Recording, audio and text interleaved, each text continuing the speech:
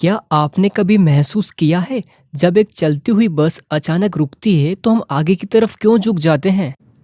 जब कोई बस चलना शुरू होती है तो हम पीछे की ओर क्यों झुक जाते हैं? जब कोई मोटर कार तीव्र गति के साथ किसी तीक्ष्ण मोड़ पर मुड़ती है तो हम एक और क्यों झुकने लगते हैं? इन सभी अनुभवों का कारण न्यूटन का प्रथम नियम है। आइए एक एक करके समझते हैं।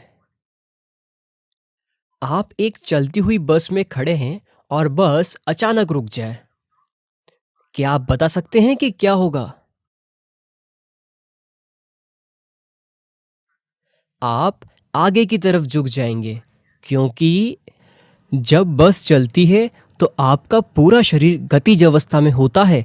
अचानक रुकने के कारण आपके शरीर के निचले हिस्से को, जो कि बस के संपर्क में है, विराम अवस्था में ला देता है।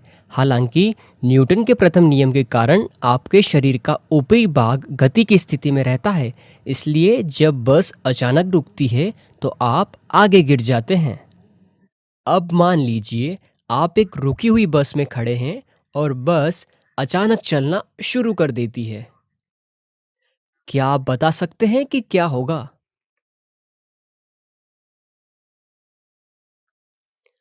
यहाँ आप पीछे की ओर झुक जाएंगे क्योंकि जब बस विराम अवस्था में होती है तो आपका शरीर भी आराम की स्थिति में होता है।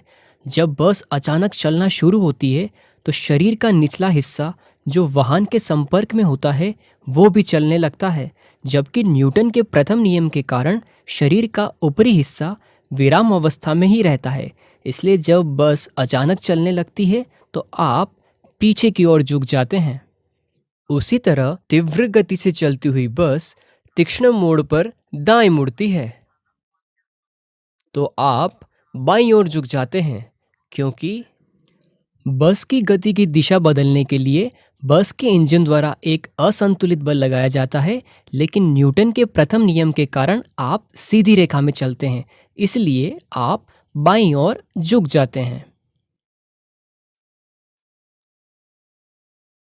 आइए एक प्रयोग करके देखते हैं।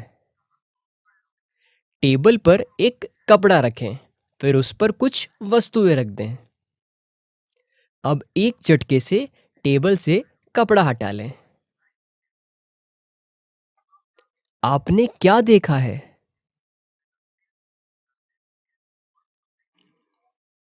कपड़े के ऊपर की वस्तुओं को परेशान किए बिना कपड़ा खींचा जाता है।